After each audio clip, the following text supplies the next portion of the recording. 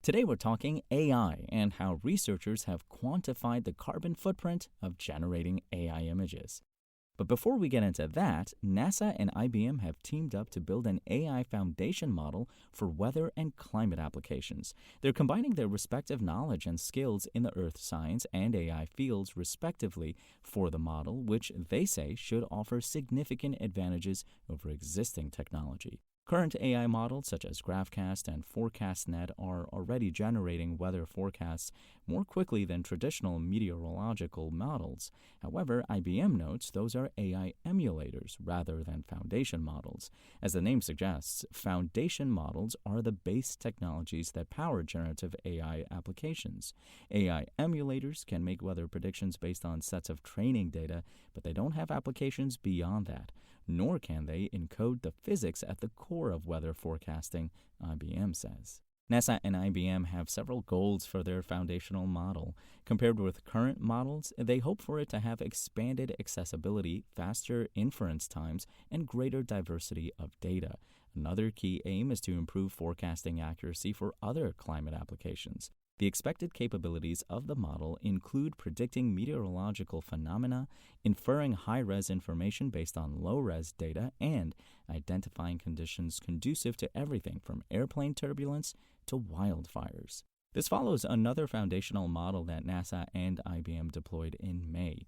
It harnesses data from NASA satellites for geospatial intelligence, and it's the largest geospatial model on open-source AI platform Hugging Face, according to IBM.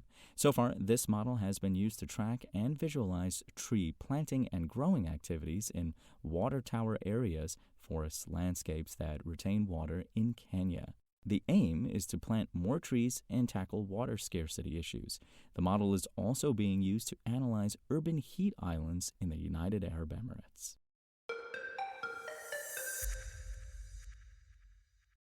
Researchers at the AI startup Hugging Face collaborated with Carnegie Mellon University and discovered that generating an image using artificial intelligence, whether it's to create stock images or realistic ID photos, has a carbon footprint equivalent to charging a smartphone. However, researchers discerned that generating text, whether it be to create a conversation with a chatbot or clean up an essay, requires much less energy than generating photos.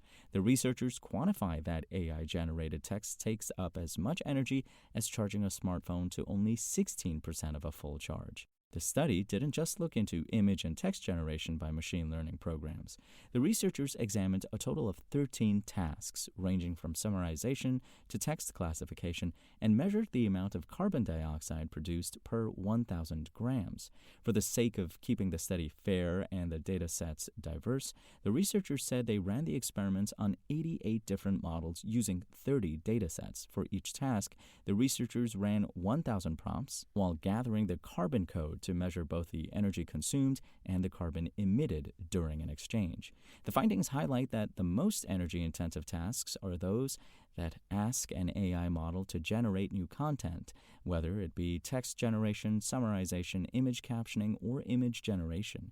Image generation ranked highest in the amount of emissions it produced, and text classification was classified as the least energy-intensive task. The researchers urge machine learning scientists and practitioners to practice transparency regarding the nature and impacts of their models to enable better understanding of their environmental impacts.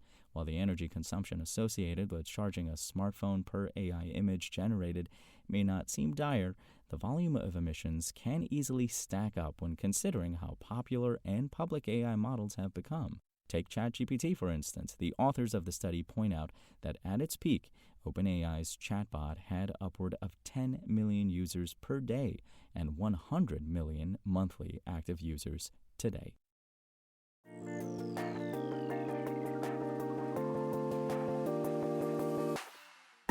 Thanks for listening to the show. Make sure to rate, review, and subscribe on Apple Podcasts. Today's show featured journalism by Engadget contributors Chris Holt and Malak Saleh and was produced by Spoken Layer. I'm Imran Sheikh, and we'll talk more tomorrow.